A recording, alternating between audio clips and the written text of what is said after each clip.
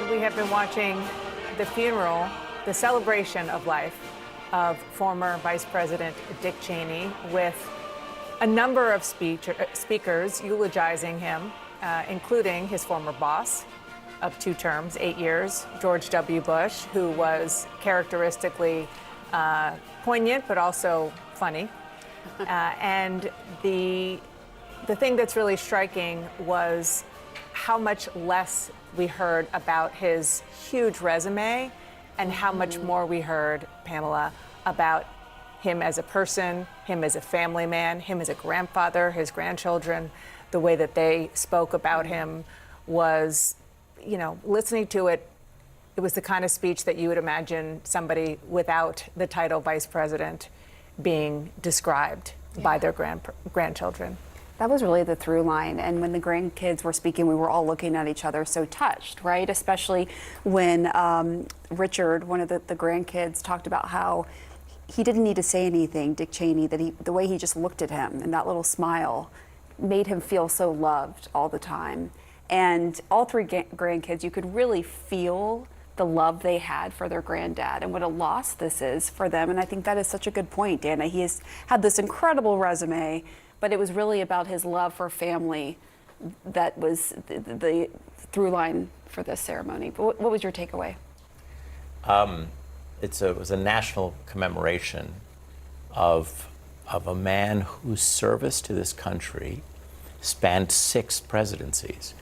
He was in 4 of them, starting with Nixon, but he also was in Congress for the end of the Carter administration, the Reagan years. 6 presidencies. I was also struck by the poignancy of what his grandchildren reminded us of, that he loved to drive. This is a man who loved to drive. I'm not going to speak about his musical tastes, but I'm glad that the Carpenters were not on my bingo card. Well, and John Denver and Johnny Cash is different.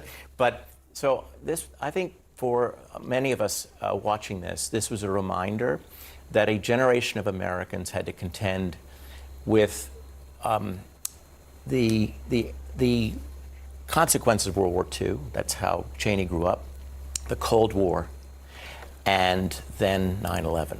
And Cheney, Vice President Cheney, and those remembering him today in the cathedral, were all shaping our responses to these challenges, and they are now just disappearing. Audie? We also heard from the former president, George W. Bush, and it was interesting because it was a very kind of personal eulogy, but it was also one in a way where he made sure that the public understood that Cheney being at his side was his choice, and that for all of the conversation around the control that people perceived the vice president to have, that Bush found him to be an advisor. Let's actually play that moment, Audie, that you're talking about.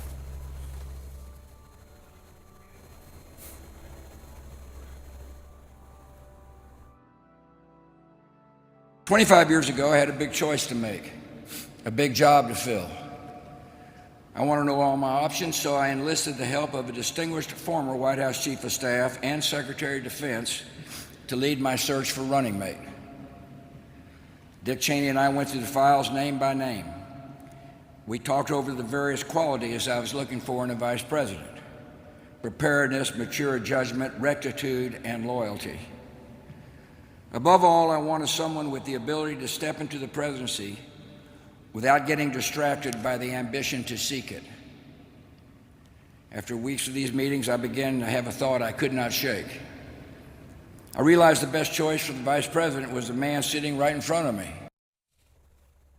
Yeah, their legacies are linked, right? You were talking about that earlier, that is something that George Bush won't be able to get away from. But in this moment, he made it very clear that it's not something he wants to, that this is a person who was meaningful personally as well as professionally. And those qualities, preparedness, mature judgment, rectitude, and loyalty. And that last one of loyalty, I think, coursed through so many of the remembrances today.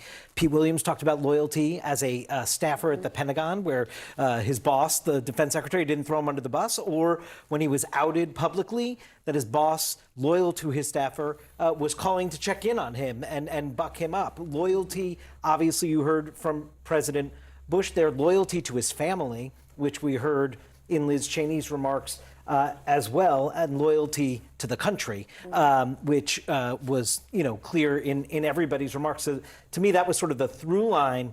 No matter what aspect of his life, Dick Cheney was a man loyal to his principles. And we should note, we were all talking about how he was married to Lynn Cheney for 61 years, Incredible. right? Just incredible. And in fact, Liz Cheney talked about his final words. She said, "As my dad left this earth, his last words were to tell my mother he loved her." Such a profound moment. I believe we have Jeff Zeleny right outside the National Cathedral. What stood out to you, Jeff? Also, just the family aspect of Dick Cheney's life. I mean, listening to his grandchildren talked about what a grandfather he was, about driving across his beloved Wyoming to rodeos. That was so striking. His close connection really offered a window to the Dick Cheney that none of us really knew here in Washington.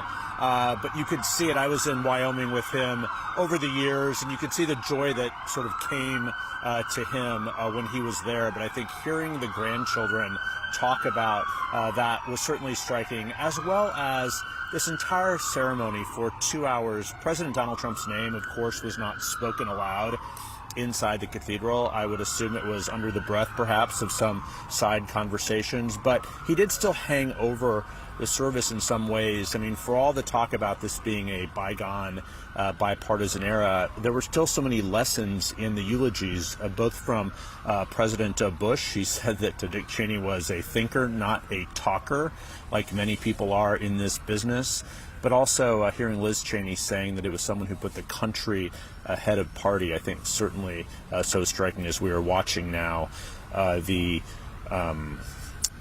casket was just removed. The Washington National Cathedral ministers there will be giving the final blessing. The family will also be recessing out, and they will be taking their leave. The family actually, as I stand and look behind, are watching this. Lynn Cheney, the wife of 61 years, sitting on the steps of the cathedral in her chair watching as her beloved Dick Cheney is taking his leave here. Quite an extraordinary moment outside the Washington National Cathedral. I'm wondering, Charlie Dent, as someone who knew him so well, you see the casket there in the hearse, and just how profound this moment is and somber. Yeah, in many ways, it's obviously a life so well lived, but it's also a celebration, maybe a national celebration of a dedicated public servant, a patriot. And I think President Bush said something rather interesting. He said that Dick Cheney's talent and restraint exceeded his ego. When you think of politicians, you think of big egos, but this is Cheney was like the most powerful guy as vice president, but he was not ambitious to be president, like every other vice president, always trying to climb the ladder, and he wasn't. And I think that's part of the reason why he was so effective as a vice president, because he wasn't going to the next level. He just wanted to do the job. We heard from Dr. Reiner, too, the CNN contributor and Cheney's cardiologist, and that was really profound, too, because Dick Cheney lived much longer than I think even Dr. Reiner would have thought, right? He had had a heart transplant. I think typically you live 10 years. He lived several years beyond that. And he lived a full life, and he talked about what a blessing that was to his grandkids, to have more time with them. And clearly that meant a lot to them as well, as we heard those sweet stories. I also was struck by how President Bush said that Dick Cheney didn't have an agenda. And listening to those eulogies, I'm afraid, was a reminder to me of how we are not living in a normal political moment. And Dick Cheney, for many reasons, and we're not going to go into them, this is a day of celebrating a life of a public servant, but Dick Cheney made choices that have shaped this country, or the president he served made choices, but he pushed for those choices. Shape the world. And we can debate and shall debate them forever. But one got the sense that he was not making these arguments, Cheney wasn't, for personal gain, for the desire to win a trophy or a prize or a matter of vainglory. And that was the kind of man he was. Like his policies or not, you knew that he was making an argument because he thought it was the best for the country.